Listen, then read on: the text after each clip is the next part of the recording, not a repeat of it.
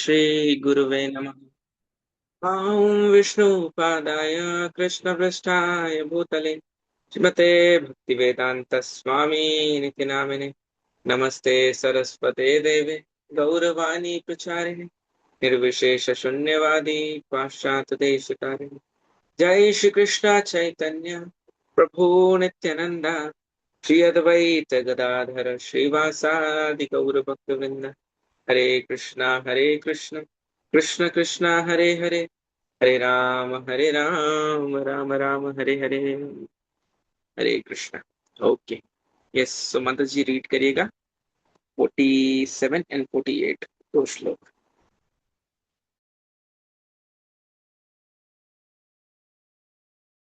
Muted है माता जी, आप अनम्यूट कर लीजिएगा।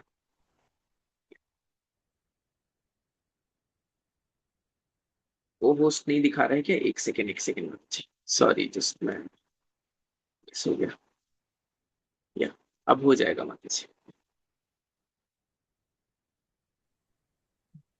हरे कृष्ण जी, दंडवत प्रणाम। हरे कृष्ण प्रणव। श्री श्री श्री प्रभुपाद की जय। कर्मण्यवाधिकारस्ते मा फलेषु कदाचन मा कर्मफले तु भूर्मा ते संगो कर्मणि।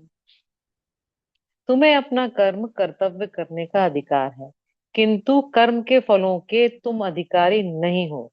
तुम न तो कभी अपने आप को अपने कर्मों के फलों का कारण मानो, न ही कर्म न करने में कभी आसक्त हो। यहाँ पर तीन विचारणीय बातें हैं: कर्म, स्वधर्म, विकर्म तथा अकर्म। कर्म स्वधर्म वे कार्य हैं जिनका आदेश प्रकृति के गुणों के रूप में प्राप्त किया जाता है। अधिकारी की सम्मति के बिना किए गए कर्म विकर्म कहलाते हैं।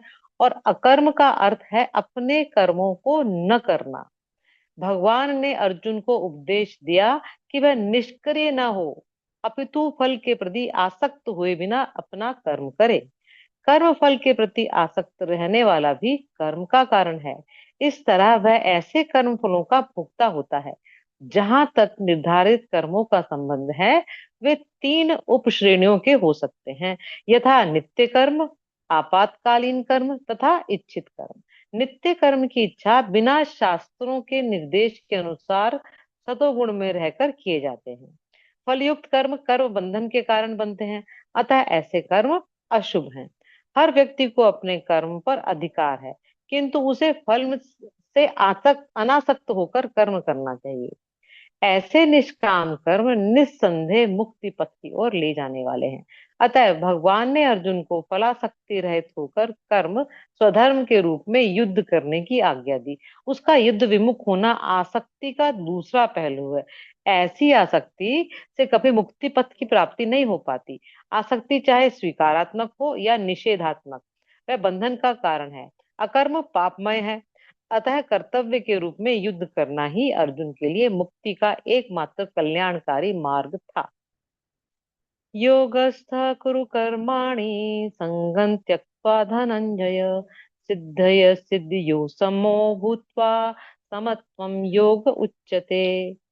हे अर्जुन, जय जय अथवा पराजय की समस्त आसक्ति त्याग कर समभाव से अपना कर्म करो।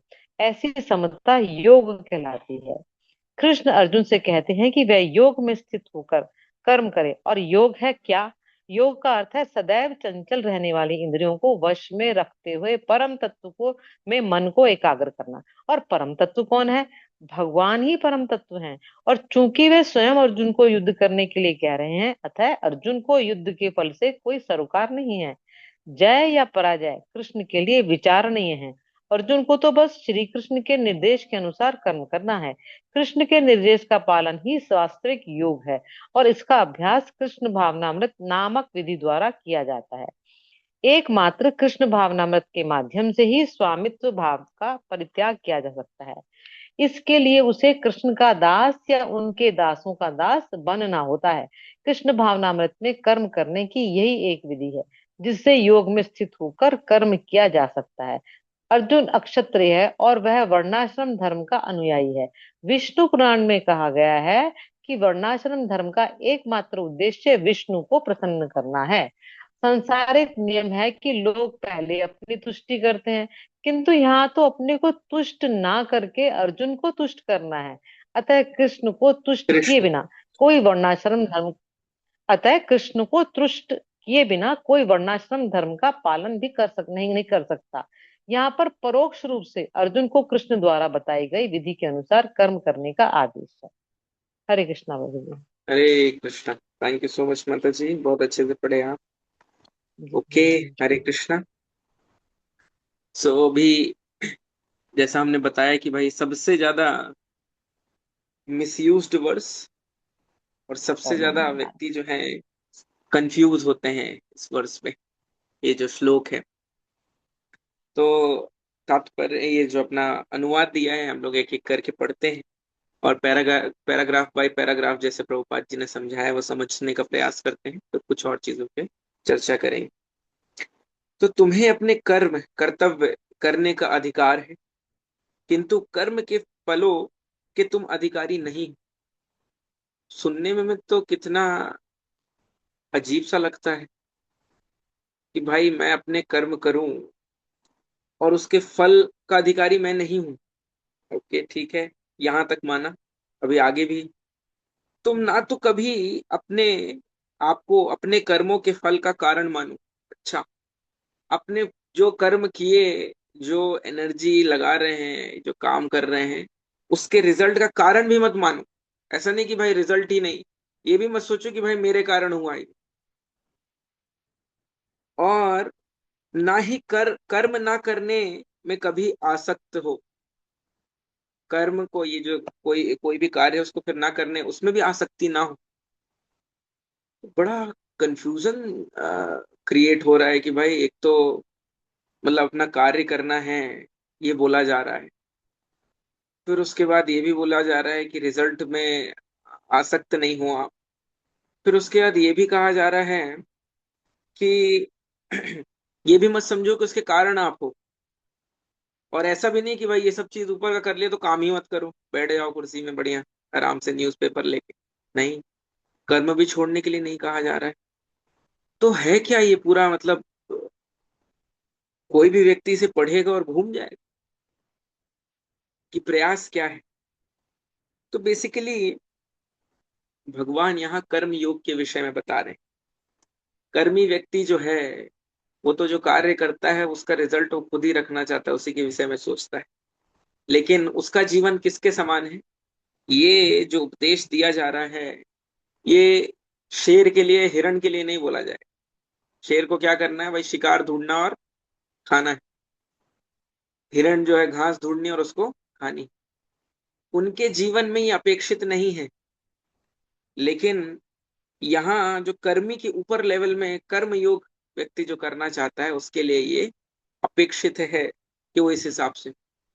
अब एक एक करके समझने का प्रयास करते हैं, क्योंकि एक्चुअल में सिर्फ रिजल्ट जो है उसी के विषय में कोई व्यक्ति सोच रहा है तो वो हाईएस्ट चीज प्राप्त नहीं कर सकता है उससे। सिर्फ जो वो पार्ट मिला उसको वही मिल सकता है। दूसरा, अपने आप को ये भी मत समझो कि भाई तुम उसके कारण तुम हो।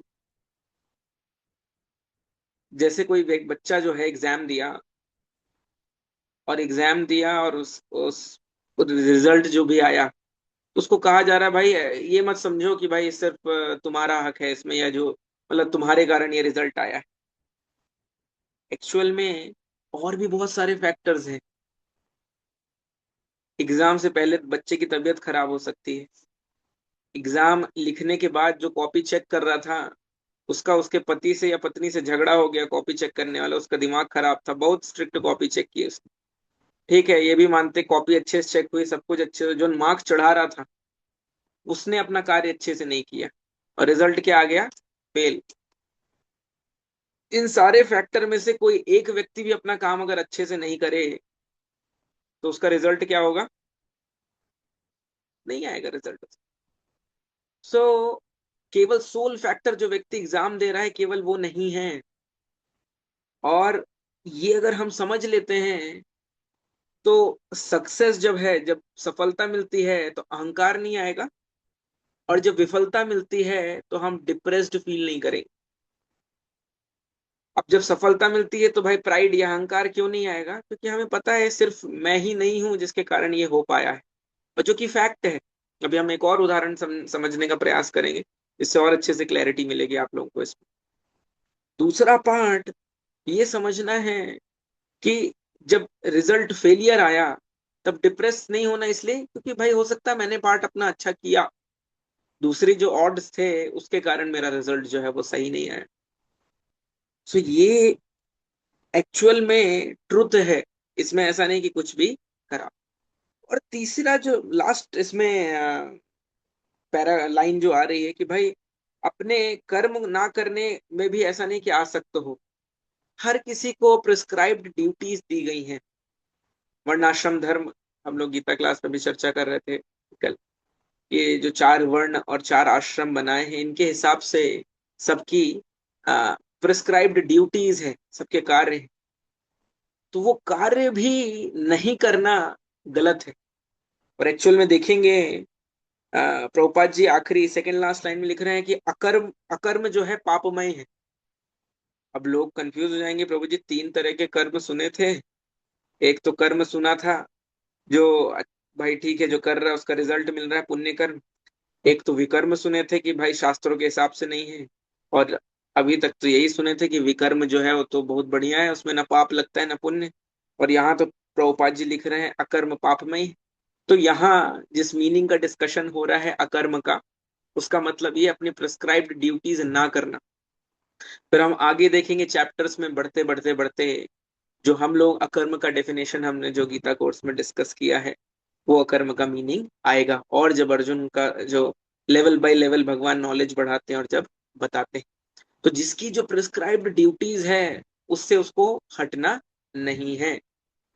वही वही वाली चर्चा फिर से कि प्री मेच्योरली किसी को सन्यास नहीं लेना है।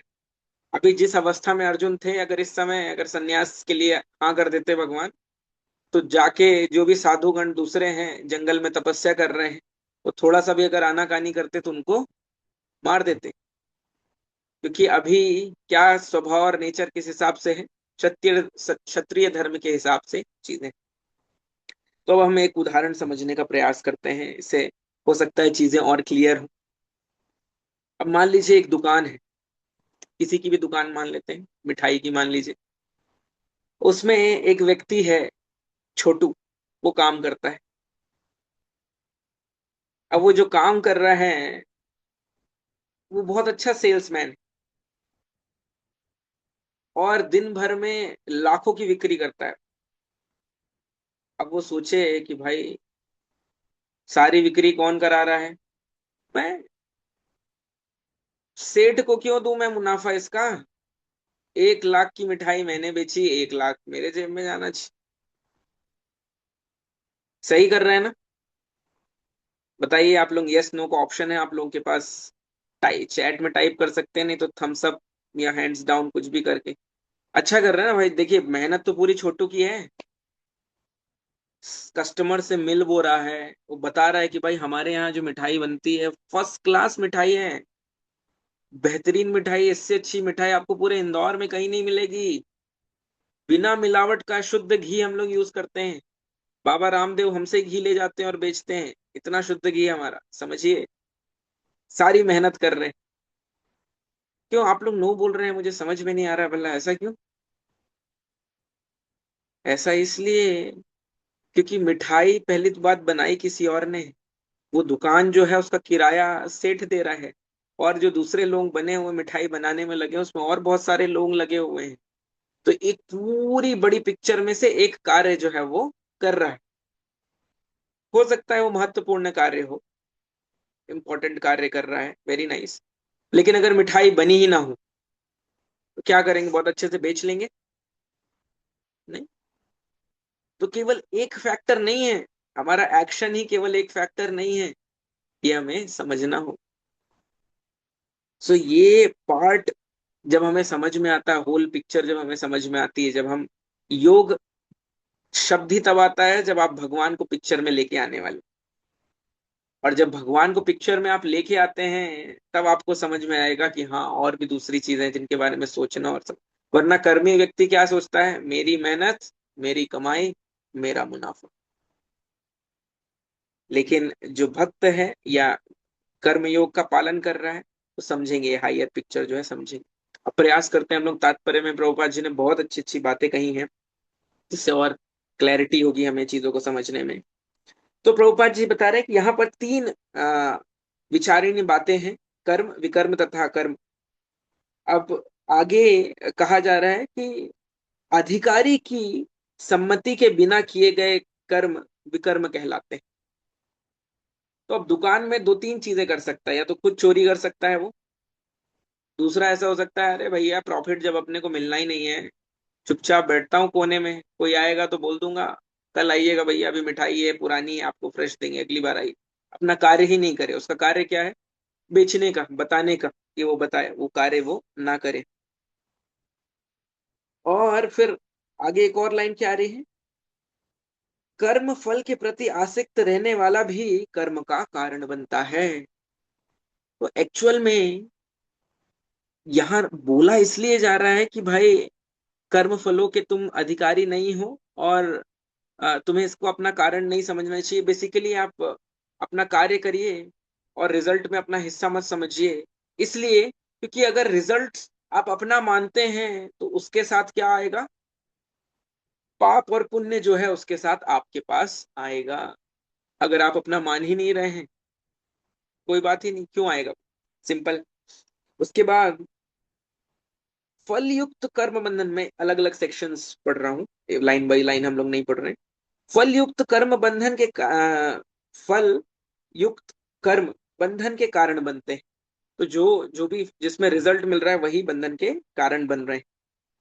अतः ऐसे कर्म अशुभ है, और ऐसे निष्काम कर्म का निस्संदेह मुक्ति पथ की ओर ले जाता है। कैसे कार्य ले जाते हैं, हर व्यक्ति को अपने कर्म पर अधिकार है, किंतु उसे फल से अनासक्त होकर कर्म करना चाहिए। अपना जो एक्शन है उस पे आपका राइट है, आप बहुत अच्छे से अपनी ड्यूटी निभाइए। और एक्चुअल में जब हम रिजल्ट्स के बारे में नहीं सोच रहे हैं, इसका मतलब ये नहीं कि ये सोच रहे हैं, अर्जुन ये नहीं सोच रहे थे कि भाई जीतने के लिए नहीं लड़ना है, बस चढ़ा दो, जहां जिस साइड बाण चल रहा चला दो। और भगवान ने बोला युद्ध के लिए तो बस तीर छोड़ने के लिए बोला है, ये थोड़ी ना बोला कि एकदम टारगेट में जाके हिट करना चाहिए, रिजल्ट नहीं। वो नेक्स्ट श्लोक में इसका आंसर आपको मिलेगा जब हम नेक्स्ट श्लोक की चर्चा करेंगे। और फिर इसीलिए आखिरी में है कि अकर्म जो है वो पापमय है। आपको जो प्रिस्क्राइब्ड ड्यूटीज दी गई हैं, या तो वो ब्राह्मण की ड्यूटी होंगी, वो तो क्षत्रिय की होंगी, या तो वैश्य की होंगी, या तो शूद्र की।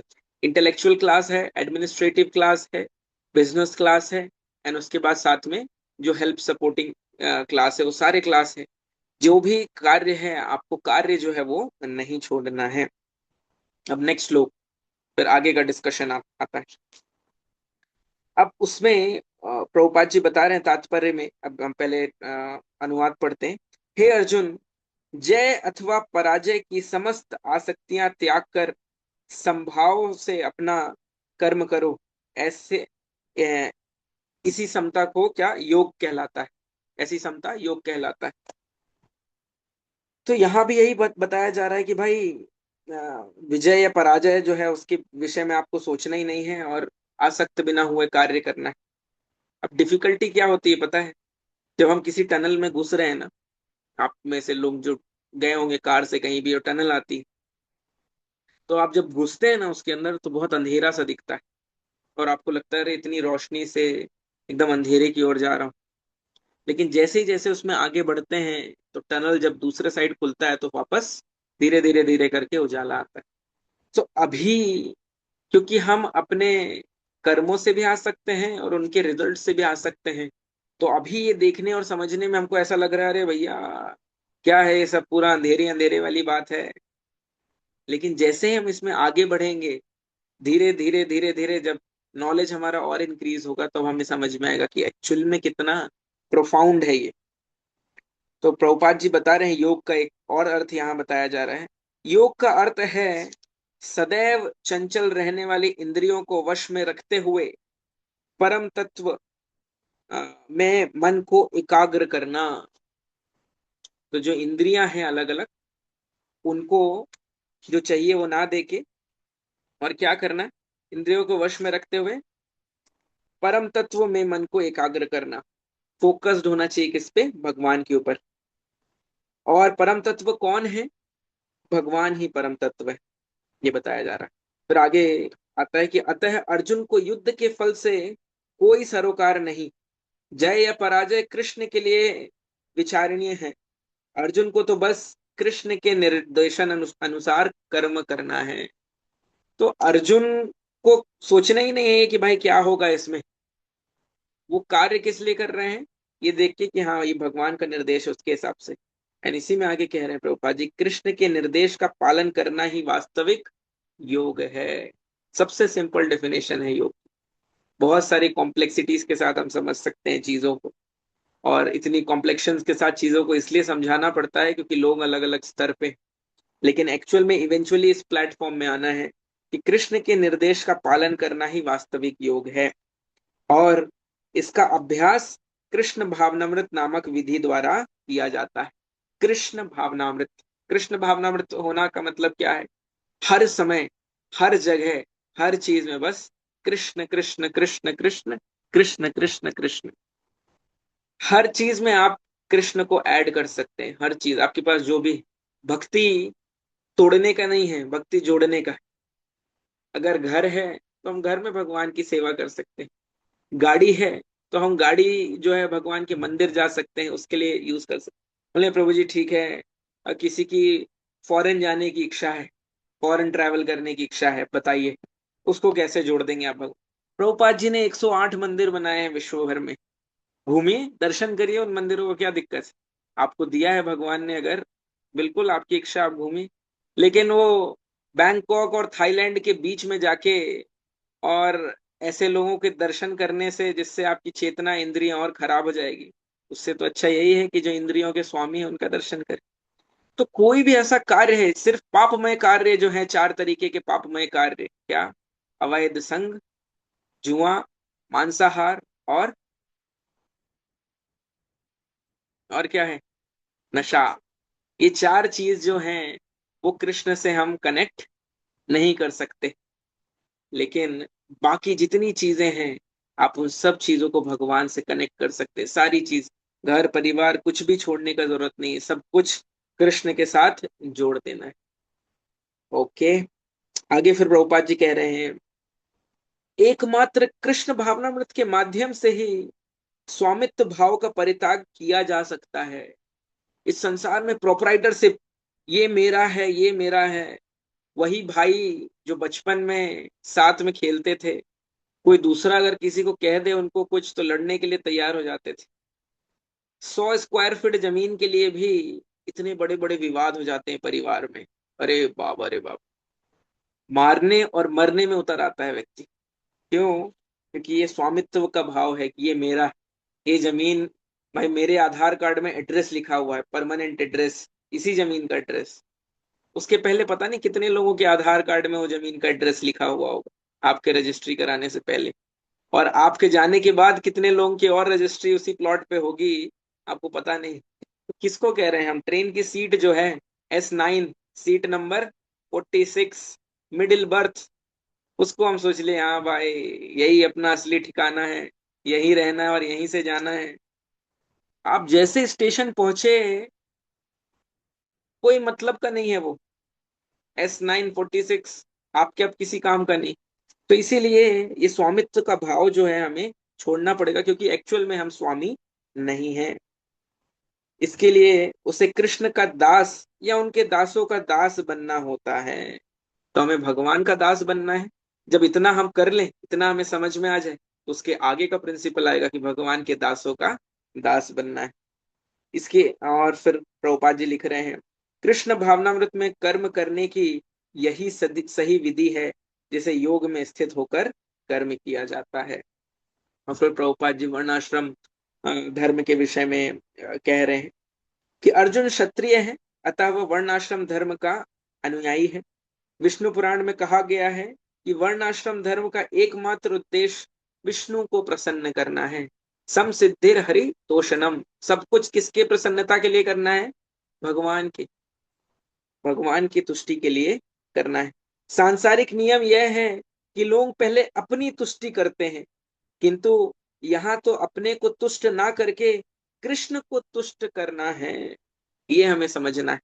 तो जिसे कर्मी के लेवल से उठ के किस लेवल में आना है, भक्त के लेवल में आना है या योगी के लेवल में आना है, उसको क्या करना पड़ेगा, खुद की तुष्टि के लिए को छोड़ के भगवान की तुष्टि का के बारे में सोचना है। और जब हम कृष्ण की तुष्टि के बारे में सोचेंगे तो हम भूखे मर जाएंगे क्या?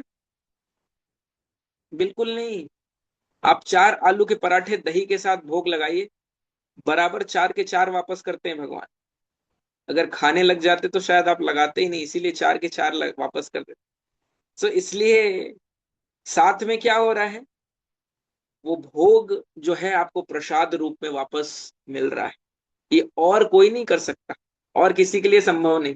सिर्फ कृष्ण ही कर सकते हैं, आप भोग अर्पण करें और वो आपको प्रसाद वापस करते हैं।